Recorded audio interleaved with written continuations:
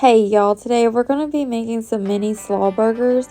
I remember when I was growing up that we had a Daddo's and they had the best slaw dogs and slaw burgers, so I was in the mood for one. You're going to need about 1 pound of ground beef, and we're going to add whatever seasonings you like. I used my house seasoning. Now we're just going to make our patties into whatever size we need them to be.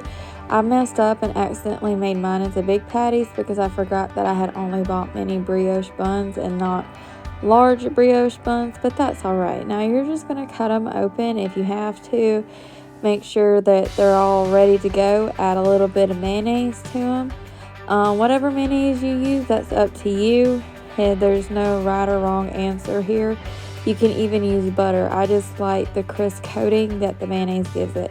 Now add it to your searing hot cast iron pan, and when they're done, they should have a really beautiful crust on them that's going to taste really good and give it some extra flavor. When you finish grilling your hamburger buns, go ahead and cut your cheese into the right size to fit your little hamburgers you're making. And now we're going to start frying up our patties. Add them about 2 to 3 minutes on each side, but then again, remember your size of patty may be different from mine. I did make mine a little bit thick and I wanted a nice crust on it. Flip them occasionally, and when you're done flipping them, go ahead and add the cheese.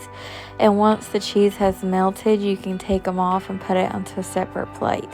And while all that's doing that, you can go ahead and make some coleslaw. I just did it like my granny did it, with some cabbage and mayonnaise and black pepper. Get some tomatoes ready and some little minced onion.